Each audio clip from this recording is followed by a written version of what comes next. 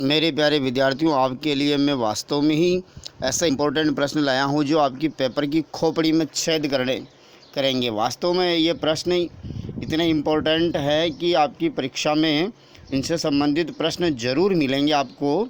तो very important video है, आप इसको बीच में स्किप ना करना, पूरा आप देखना है। और आपसे एक निवेदन करना चाहता हूँ कि आपने अभी तक इस यूट्यूब चैनल को सब्सक्राइब नहीं किया तो प्लीज़ आप इसको सब्सक्राइब कर लीजिए। और इसी प्रकार के धाकड़ इम्पोर्टेंट तगड़े प्रश्न आपके लिए मैं लाता रहूँगा और आपकी परीक्षा की तैयारी को मैं बहुत अच्छी तरह से कर दूँगा, ठीक है ना। अपने इस यूट्यूब चैनल के ऊपर कक्षा 8 से संबंधित प्रत्येक पाठ से इम्पोर्टेंट प्रश्नों के जो वीडियो मैंने अपलोड कर दिए हैं, आप उन प्रश्नों को अच्छी तरह से देख सकते हैं। और मैंने 4 मॉडल पेपर आपकी तैयारी हेतु इस यूट्यूब चैनल के ऊपर डाल दिए हैं। 4 मॉडल पेपर अभी तक किसी यूट्यूब चैनल वाले ने नहीं डाले हैं। मैंने आपकी तैयारी के लिए 4 मॉडल पेपर अभी तक अपलोड कर दिए हैं। और प्रत्येक पाठ जो आपके सिलेबस में है, सभी पाठों के मैंने जो MCQ वाले इम्पोर्टेंट प्रश्न है उन सभी के मैंने वीडियो अपलोड कर रखे हैं। तो अपनी एक प्लेलिस्ट है कक्षा 8 विज्ञान वाली, उसमें जाकर के आप सारे वीडियोज प्राप्त कर सकते हैं। आपसे मैं निवेदन करता हूं एक बार फिर कि अपने इस यूट्यूब चैनल को सब्सक्राइब कर लीजिए प्लीज़, ठीक है ना। आपके लिए मैं बहुत मेहनत कर रहा हूं। तो चलिए, इतने इम्पोर्टेंट प्रश्न है कि आपको इनसे ज़रूर फ़ायदा होगा। तो पहला प्रश्न लीजिए। पहला प्रश्न क्या कह रहा है, फसल किसे कहते हैं तथा यह मुख्य रूप से कितने प्रकार की होती है। तो मेरे प्यारे विद्यार्थियों, फसल किसे कहते हैं, फसल की आपको यहाँ पर परिभाषा देनी है। तो बड़े पैमाने पर, यह बड़ा पैमाना है, बड़े पैमाने पर एक ही प्रकार के उगे हुए पौधे फसल कहलाते हैं। बड़े पैमाने पर उगे हुए एक ही प्रकार के जो पौधे होते हैं या एक ही किस्म के पौधे होते हैं उन्हें फसल कहते हैं। अब ये कह रहा है कि ये कितने प्रकार की होती है मुख्य रूप से। तो मुख्य रूप से फसल होती है 2 प्रकार की आपके सिलेबस के अनुसार। कौन कौन सी? रबी फसल, ठीक है ना। पहली है रबी फसल और दूसरी है खरीफ फसल, ठीक है ना। खरीफ की फसल भी कह सकते हैं, रबी फसल और खरीफ की फसल। अब इनको समझ लीजिए फटाफट। जो रबी फसल होती है, रबी की फसल जो होती है ये सर्दी की ऋतु में बोई जाती है, सर्द ऋतु में बोई जाती है। समझ में आ गया? सर्दी की ऋतु में जो बोई जाने वाली फसल होती है उसे रबी की फसल कहते हैं। समझ में आया ना? ये नवंबर दिसंबर से बोई जाती है और मार्च और अप्रैल में काटी जाती है। नवंबर दिसंबर में ये बोई जाती है, नवंबर दिसंबर में इसको बोते हैं और मार्च तक ये काट ली जाती है, ठीक है ना। उसके बाद इसमें कौन कौन से उदाहरण होते हैं? रबी की फसल के उदाहरण इम्पोर्टेंट है। तो सबसे जो मेन उदाहरण है वो आपको गेहूँ याद रखना है। क्या रखना है? गेहूँ जो होता है वो रबी की फसल में आता है। गेहूँ है, मटर है, चना है, ठीक है, सरसों है, ठीक है ना। ये होते हैं रबी की फसल के मुख्य उदाहरण। अब दूसरी है खरीफ फसल। कौन सी फसल? खरीफ की जो फसल आपके दूसरी है ना, वो खरीफ फसल। तो मेरे प्यारे विद्यार्थियों, जो खरीफ की फसल में आती है वर्षा ऋतु में बोई जाती है। कौन सी ऋतु में? वर्षा ऋतु में बोई जाती है, ठीक है ना। वर्षा ऋतु में बोई जाती है। और इसका अगर यदि मंथ देखें, महीना देखें, तो ये जून जुलाई में बोई जाती है। कब बोई जाती है? जून जुलाई में बोई जाती है। जून का अंतिम सप्ताह होता है, जुलाई का प्रथम सप्ताह में बोई जाती है और 4 महीने बाद लगभग ये सितंबर अक्टूबर तक काट ली जाती है, ठीक है ना। सितंबर अक्टूबर तक काट ली जाती है। समझ में आ गया? उसके बाद देखिए इसके उदाहरण कौन कौन से हैं। उदाहरण देखना तो आप सबसे मुख्य उदाहरण मक्का याद रखें, मूंगफली याद रखें, ठीक है ना। मक्का, मूंगफली याद रखें, ठीक है ना। समझ में आ गया?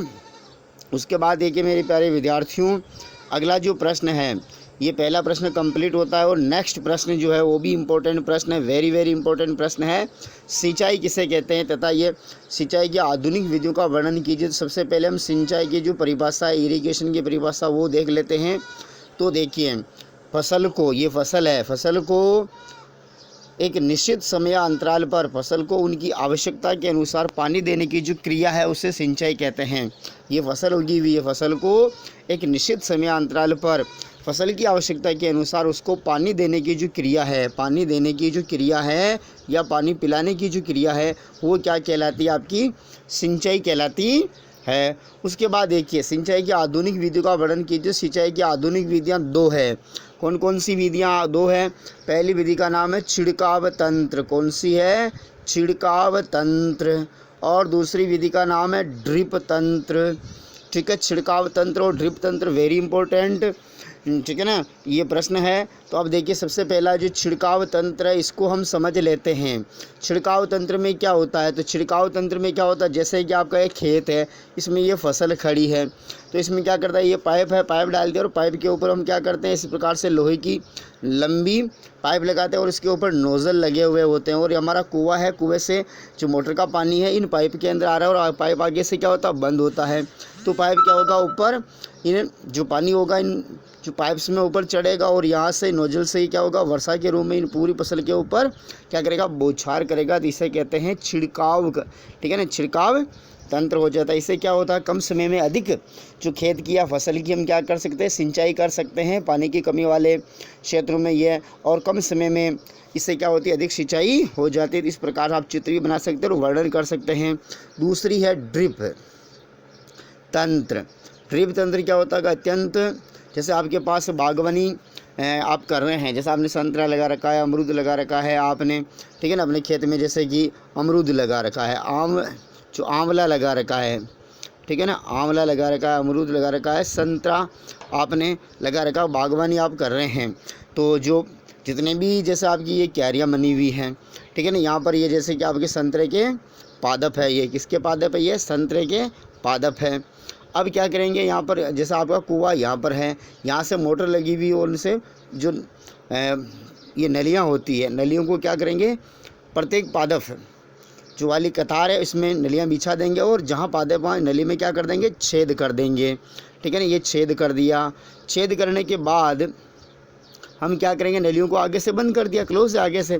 हम यहाँ से क्या करेंगे, मोटर को स्टार्ट कर देंगे, पानी इन नलियों में होता हुआ आएगा और जहाँ छेद है पादप की जड़ों में सीधा का सीधा पानी पहुँच जाएगा। तो इस प्रकार की जो सिंचाई की व्यवस्था है इसे ड्रिप सिस्टम के नाम से जाना जाता है। कौन सा सिस्टम है, ड्रिप सिस्टम। ठीक है ना, जिस क्षेत्र में पानी की कमी होती है और वहाँ बागवानी की जाती है तो वहाँ ये विधि एक वरदान है, वरदान साबित होती है। ठीक है ना, कम समय में ज़्यादा पादपों को हम पानी पिला सकते हैं। तो ये प्रश्न भी आपके कंप्लीट हो गया। तीसरा प्रश्न, सूक्ष्म जीव किसे कहते हैं तथा ये कितने वर्गों में विभाजित है? तो सूक्ष्म जीव नाम से पता चल रहा है, ऐसे जीव जिनको हम नग्न आंखों से नहीं देख सकते हैं, जिनको देखने के लिए हमें माइक्रोस्कोप की आवश्यकता होती है, तो ऐसे जीवों को हम सूक्ष्म जीव कहते हैं। ठीक है ना, नग्न आंखों से नहीं देख सकते, इनको देखने के लिए किसी यंत्र की आवश्यकता होती है, जैसे माइक्रोस्कोप की आवश्यकता होती है, उन्हें सूक्ष्म जीव के नाम से जाना जाता है। तथा ये कितने वर्गों में विभाजित है? तो आपके पाठ्यक्रमानुसार ये 4 वर्गों में विभाजित है। समझ में आ गया? ठीक है ना, जीवाणु है, शैवाल है, कवक है, ठीक है ना, इस प्रकार से वायरस है। तो ये आपके 4 वर्ग हुए, प्रोटोजोआ। ठीक है ना, ये 4 वर्ग और वायरस में इसको जो वायरस आपके एडवांस जोड़ा गया है। उसके बाद देखिए अगला प्रश्न, चौथा प्रश्न, प्लास्टिक के गुणधर्म लिखिए। जो प्लास्टिक वाला पार्ट है ना आपके संश्लेषित रेशे और प्लास्टिक, वहाँ से ये प्रश्न है। तो प्लास्टिक के गुणधर्म लिखने हैं। तो प्लास्टिक क्या होता है, हल्का होता है। ठीक है ना, पहला गुणधर्म। दूसरा क्या है, इसका संसारण नहीं होता है। ठीक है ना। तीसरा क्या है कि ये महंगे नहीं होते, यानी कि ये सस्ते होते हैं, आसानी से उपलब्ध हो जाते हैं। ठीक है ना, हल्का होता है, संसारण नहीं होता है, सस्ते होते हैं। चौथा इनका गुण है कि ये बहुउपयोगी होते हैं, बहुउपयोगी होते हैं। ठीक है। 5वां गुण, इनमें रखी हुई सामग्री खराब नहीं होती, इसमें रखी गई जो सामग्री है वो खराब नहीं होती है। 6वां गुण है कि इनके ऊपर जीवाणु की क्रिया का कोई प्रभाव नहीं पड़ता है, जीवाणु की क्रिया का कोई प्रभाव नहीं पड़ता है। 7वां गुण है, ये लंबे समय तक हमें सेवा देते हैं, लंबे समय तक हमें ये सेवा देते हैं।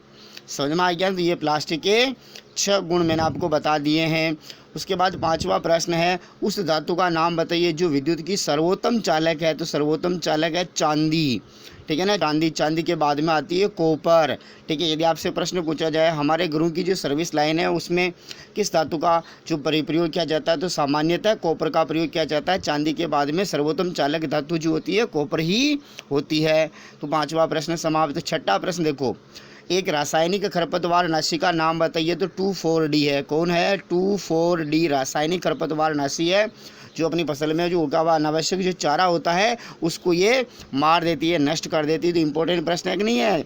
उसके बाद 7वां प्रश्न है, आग बुझाने वाले कर्मचारियों के परिधान किस प्लास्टिक से बने होते हैं? तो मेलामाइन प्लास्टिक से बने होते हैं। मेलामाइन प्लास्टिक से बने होते हैं। वेरी इंपॉर्टेंट क्वेश्चंस हैं। उसके बाद 8वां प्रश्न देखिए, उस धातु का नाम, उसे नहीं, उस धातु का नाम बताइए जो सामान्य ताप पर द्रव अवस्था में होती है। तो वो धातु कौन सी है जो सामान्य ताप के ऊपर द्रव अवस्था में होती है? तो उस धातु का नाम पारा है। सूत्र Hg है, Hg सूत्र, ठीक है ना, Hg पारा। इसको मरकरी भी कह सकते हैं। क्या कह सकते हैं? मरकरी भी कह सकते हैं। इसका लैटिन नाम हाइड्रेजीरम है। देखो मैंने कितने नाम बता दिए, हाइड्रेजीरम, ठीक है। और प्लीज़ आप चैनल को फटाफट सब्सक्राइब करो। देखो मत यार भाई, फटाफट सब्सक्राइब करो, ठीक है ना। अभी तक मेरे यार 300 सब्सक्राइबर ही पूरे नहीं हुए यार। प्लीज़ आप सब्सक्राइबर कर दीजिए, ठीक है। इसका कोई शुल्क नहीं है मेरे प्यारे विद्यार्थियों, आप सब्सक्राइब कर दो यार, मुझे मोटिवेट होऊंगा मैं आपसे, ठीक है। मुझे थोड़ा सा आप आशीर्वाद दे दो मेरे प्यारे विद्यार्थियों, आपका आशीर्वाद मेरे लिए भी इम्पोर्टेंट है। उसके बाद देखिए अगला प्रश्न जो इम्पोर्टेंट है वो आपका प्रश्न है, उस अधातु का नाम बताइए जो विद्युत की सुचालक होती है। अधातु विद्युत की सुचालक कौन सी होती है? बताओ भाई। ग्रेफाइट होती है। क्या होती है? ग्रेफाइट, ठीक है ना। हीरा, ग्रेफाइट, फुलरिन, ये 3 कार्बन के अपर रूप है कि नहीं है, ठीक है ना। तो ग्रेफाइट होती है। अधातु होते हुए भी क्या ये विद्युत की चालक होती है। जो आपके इलेक्ट्रोड बनाए जाते हैं, इलेक्ट्रोड सेल के अंदर जो इलेक्ट्रोड बनते हैं वो भी किसके बनते हैं? ग्रेफाइट के बनते हैं, काले रंग के जो होते हैं ना, देखो, ठीक है। उसके बाद है LPG का पूरा नाम बताइए। LPG का पूरा नाम क्या है? देखो, L लिक्विड, P का है पेट्रोलियम, और G का है गैस। तो liquid petroleum gas, liquid petroleum gas LPG का पूरा नाम है। और ये घरेलू ईंधन के रूप में प्रयुक्त होती है। कौन से ईंधन के रूप में? घरेलू ईंधन के रूप में ये प्रयुक्त होती है, ठीक है। उसके बाद अगला प्रश्न जो 11वां प्रश्न है वो इस प्रकार से है, CNG का पूरा नाम बताइए। किसका नाम बताना? CNG का पूरा नाम आपको बताना। तो वेरी इंपॉर्टेंट प्रश्न है CNG वाला भी। देखो, CNG का पूरा नाम बताइए। तो CNG, सी का तो होता है कंप्रेस्ड, ठीक है ना, कंप्रेस्ड। N का होता है नेचुरल, और G का है गैस, कंप्रेस्ड नेचुरल गैस। इसको कहते हैं संपीड़ित प्राकृतिक गैस। हिंदी में क्या कहते हैं? संपीड़ित प्राकृतिक गैस, संपीड़ित प्राकृतिक गैस, ये CNG का। और इसका उपयोग कहाँ होता है? वाहनों में ईंधन के रूप में, वाहनों में ईंधन के रूप में इसका प्रयोग होता है। आप समझ गए हैं। उसके बाद देखिए नेक्स्ट प्रश्न, ठीक है ना। नेक्स्ट प्रश्न जो है वो इस प्रकार से है, CFC का पूरा नाम बताइए। CFC क्लोरोफ्लोरोकार्बन, इंपॉर्टेंट 10वीं बोर्ड में भी ये पूछा गया। CFC क्लोरोफ्लोरोकार्बन, फ्लोरो, F का होगा फ्लोरो, और C का होगा कार्बन, क्लोरोफ्लोरो कार्बन, CFC। ये एक प्रदूषक गैस है जो हमारी ओजोन परत को क्या कर रही है?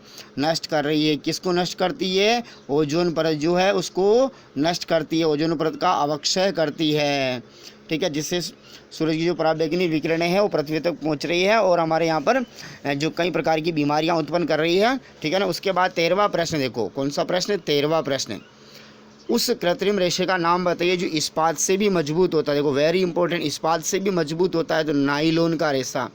किसका रेशा? नाइलोन का रेशा जो होता है इस्पात से भी मजबूत होता है। 14वां प्रश्न देखते हैं। 14वां प्रश्न क्या कह रहा है, ठीक है ना।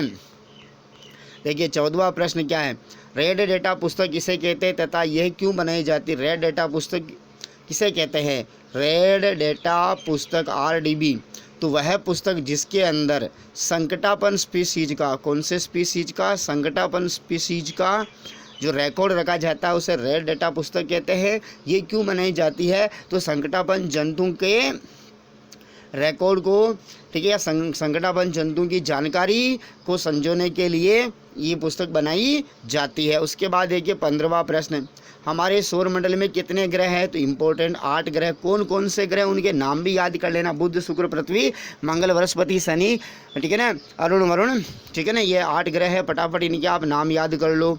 उसके बाद जो है नेक्स्ट प्रश्न 16वां प्रश्न है, हमारे सौरमंडल का सबसे बड़ा व छोटा ग्रह कौन सा है? तो सबसे बड़ा ग्रह कौन सा है? बृहस्पति है। कौन सा ग्रह है?